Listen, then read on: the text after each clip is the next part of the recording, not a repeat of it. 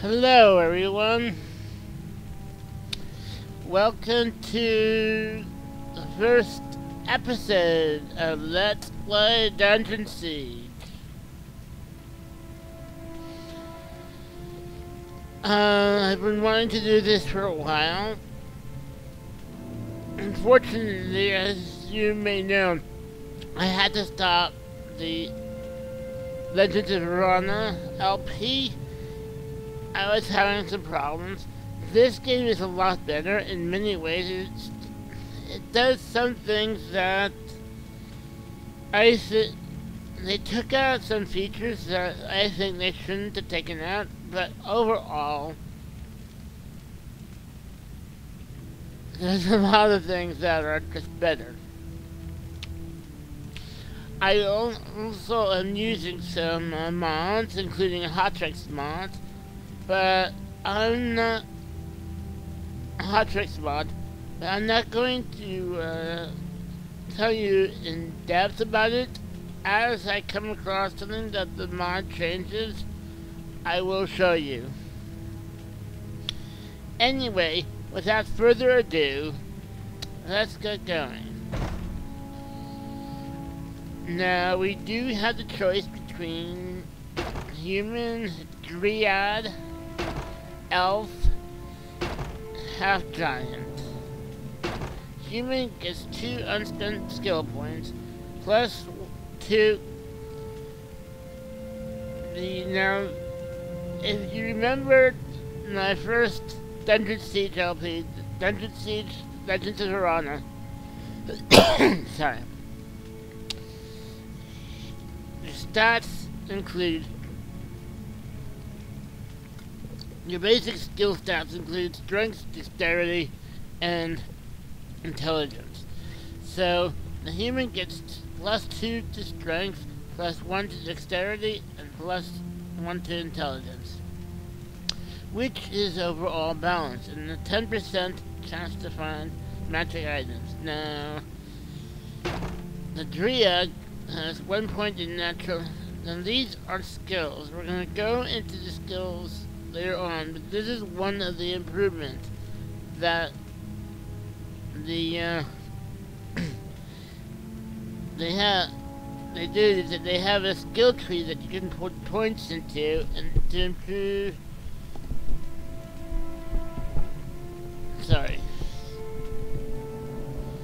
improve your skills in.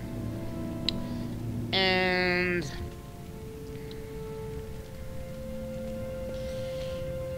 really, I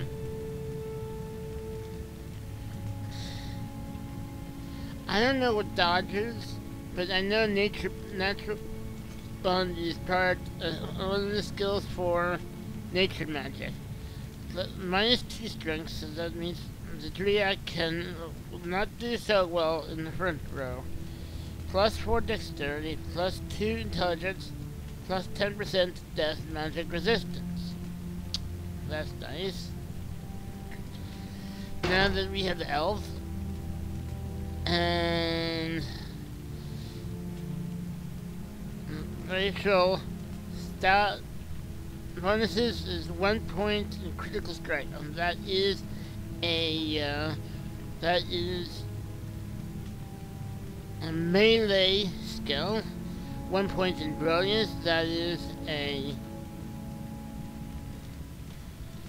combat magic skill, if I believe. Plus 1 to dexterity, 3 to intelligence, down to strength, but they don't take any away from strength, and plus 5 to moment recovery. So for our mage, that's really good.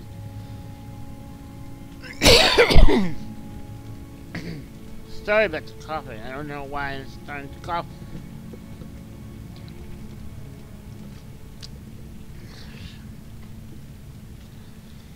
Anyway, let's go on. Half giant, 2 points in fortitude. Again, that's a melee skill. Plus 6 to strength, very powerful. Minus 2 dexterity, plus 5 health regeneration. That's pretty nice.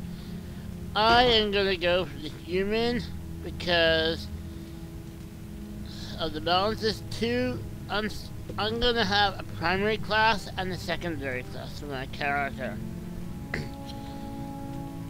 And the secondary, I'm gonna do it on a 3-1, a 4-1 basis, where I'm only gonna put 1 point into the skill point into the secondary class, but I do put it to the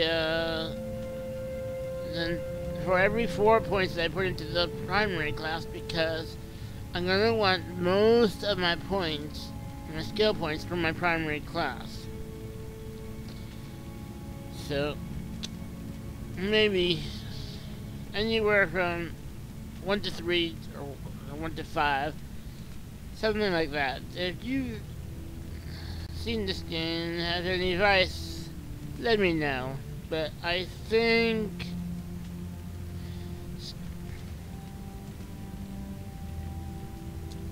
I don't know. Anyway, but one of the things I do get is extra skill points for multi-classing, so it won't be that's part of the mod, and it won't be so bad.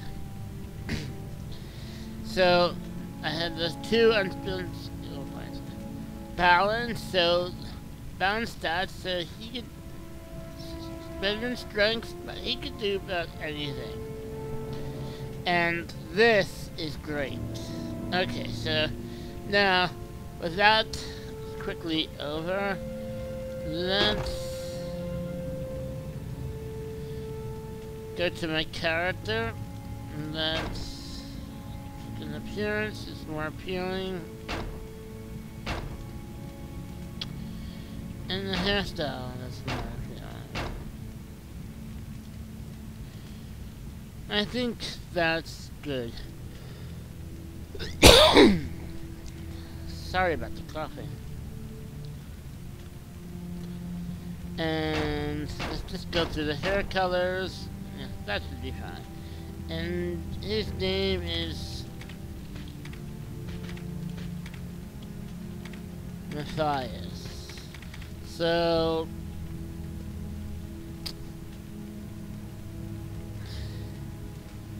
now we are ready for the adventures of Mathias through the lands of Arana. I do have to tell you that this is my second try. This is take 2 of this episode, because the first time the video just crashed when it went into the cutscene. Second cutscene, so hopefully it won't happen this time. So without further ado, pick the mercenary story. 1,000 years ago, when Arana was young but not innocent, the first age of man came to an end by the meeting of a sword and a shield. The sword of Zaramoth the Unmaker, powered by a subterranean river of magic, had ruled the age by unquestioned force, until the shield of Azunai the Defender became the sword's only rival in power. They were destined to meet on the field that would forever be known as the Plain of Tears. Zaramoth commanded control of the power. Azunai longed to disperse it. Both zealots could not win. But unbeknownst to either warrior, the sword and shield had destinies of their own. The sword shattered the shield and sparked the great cataclysm. The land split open, and the souls of the warriors, ripped from their chests, rushed into the river of souls that flowed beneath the land, splintering it into 1,000 ley lines. The shockwave was felt in every part of Arana. Even the lives that were spared were changed forever. The stars shifted, and the Second Age began.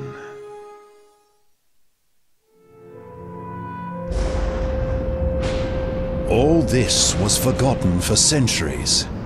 The magic that was scattered on the Plain of Tears was fractured under the world, waiting with its unpredictable power. Until a young prince named Valdis followed powerful visions to the mountain fortress called Zaramoth's Horns.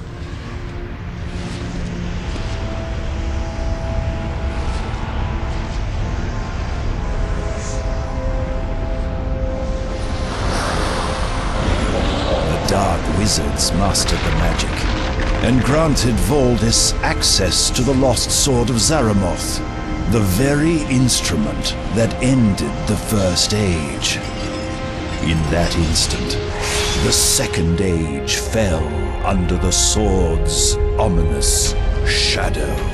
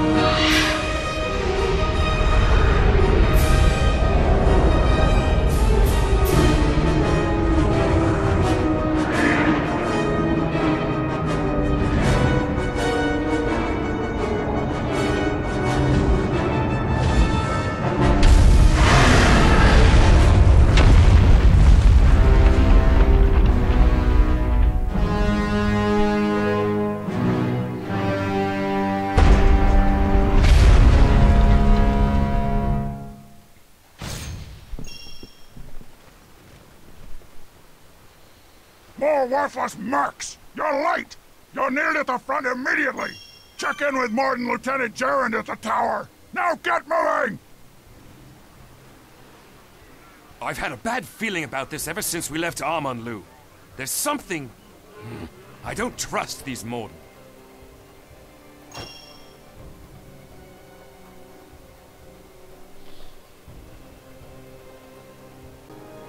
Well, I hope you were able to watch that cutscene.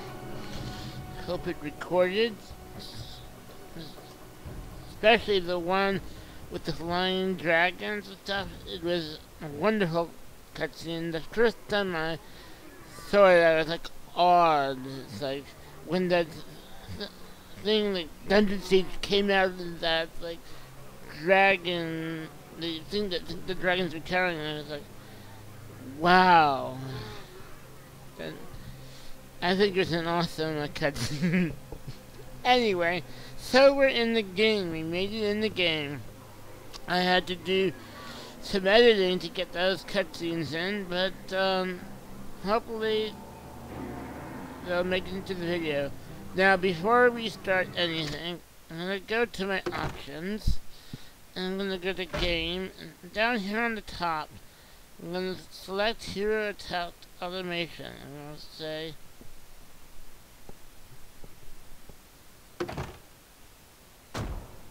selected here.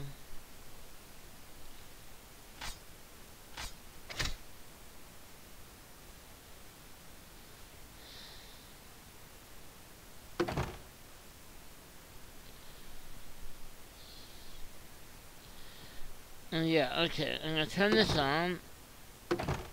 And it says, when you attack an enemy, this will cause your selected hero to continue to attack that enemy. If you were holding the attack button down. The selected hero will not auto-cast any spells while attacking. And that's the first thing I want.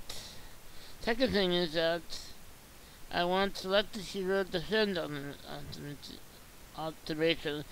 As you can see, these things are carried forward from Dungeon Siege 1. They've been turned off by default, but I want them on because I don't want this to take a toll on my wrist, to turn into quick rest. When I attack an enemy, I want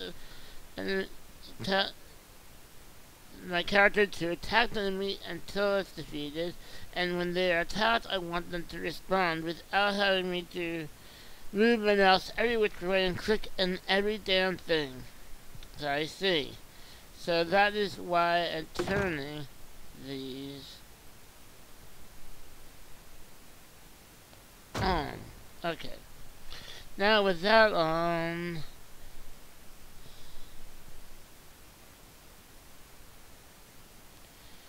I don't know if I need that, and I don't want that. Okay, I think that'll be good. So now, here are my two characters, Mathias and Drevin. Now, one of the things I love about this, one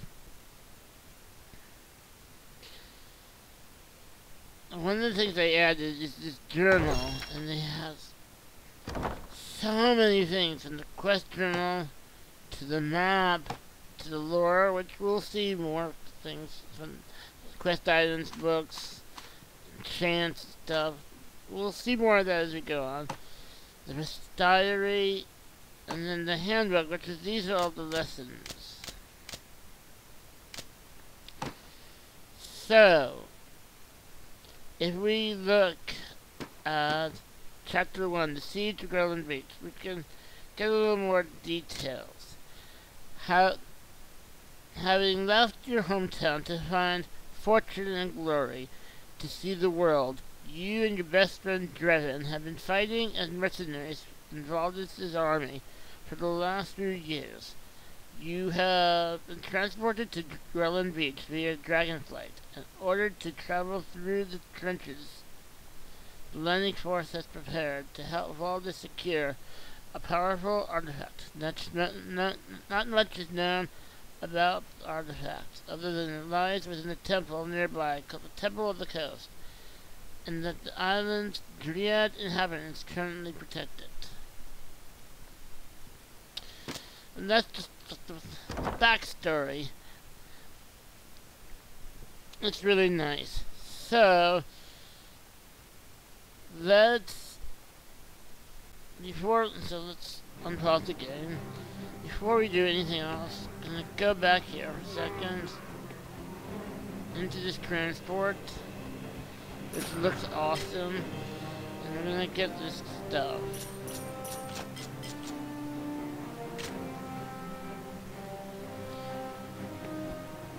And then we're gonna break down these.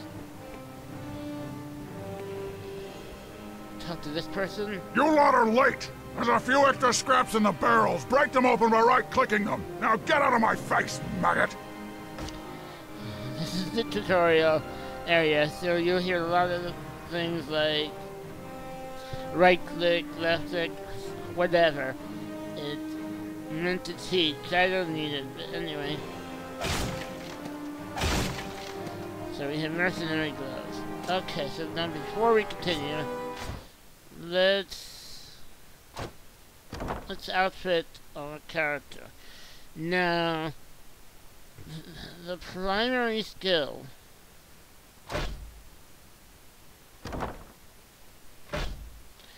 we're actually going to remove these from him. The primary skill is going to be,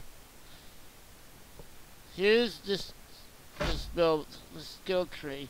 The primary skill will be melee for my main character. Then he's gonna go into nature magic. So he will be a healer, and he'll be basically a warrior that can heal, like almost like a paladin. And we're not going to put a lot of points into this tree. We're going to put points into natural bonds so that it doesn't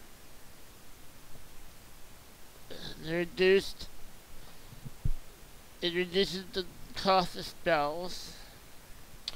We're gonna put some points into aqueduct because of course it improves healing magic. We're gonna put some points into nurturing it, improves healing magic as well. And that's about it. These 3 things. And the rest will go into this tree. Now my main character will be a sword and shield guy. So this part of the tree, do wield, alacrity, here's renewal, those things will be totally ignored.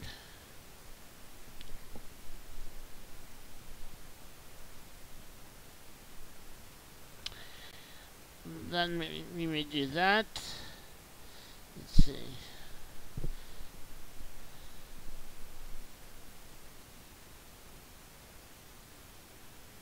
This is 2-handed weapons. So we're not going to be doing these.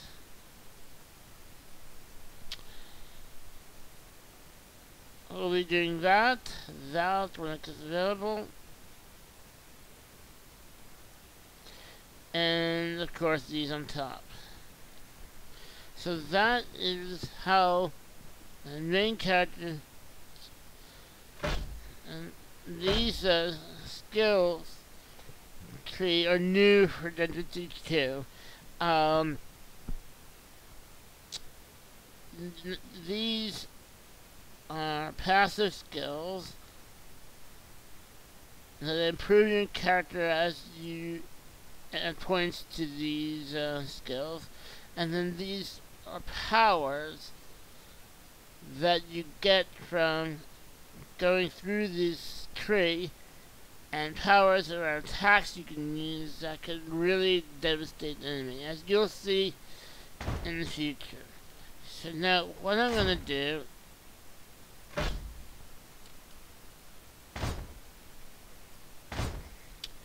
is I'm going to take this, I'm going to put it on that.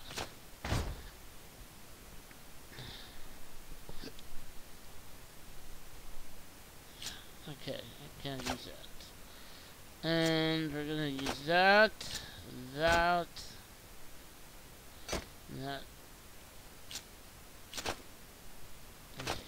Nothing really matters.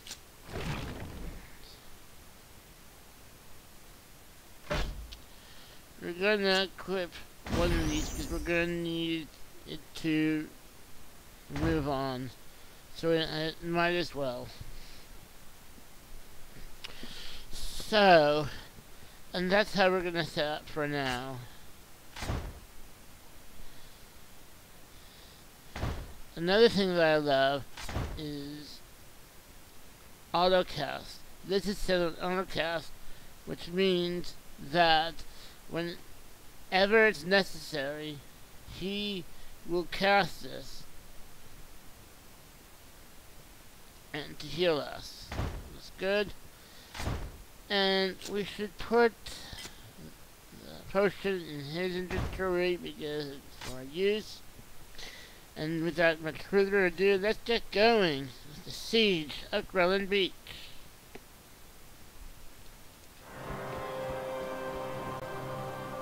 Mark, report to Modern Fighter Talk ahead for your combat lesson. Get moving now!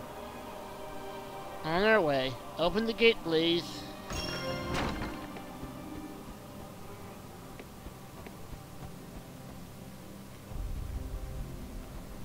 Do you know which end of a blade is which, maggot? Let's see if you can destroy this training dummy with your dagger. Easy enough. However, I will destroy it with my... with Drevin hammer that I took for my own use for now. No.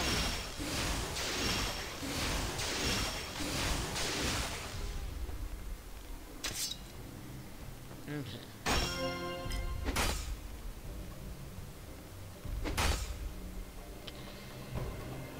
Let's pick up the gold, the potions, and... You'd better be able to handle a ranged weapon if you want to get paid, worm! Destroy this training dummy with your bow! Now! Easy enough. Let's do a Greilyn. Okay. Step up. Now for the most part, I'm going to be controlling my main character. Because of how the game works, whoever's going to be in front, I'm going to have to control. I'll show you why later. Let's go on. I can't imagine you worms have the wits to cast spells, but it'll be amusing to watch you try. Destroy this training dummy with your fire shot or your ice shot spell. Easy enough. Stop.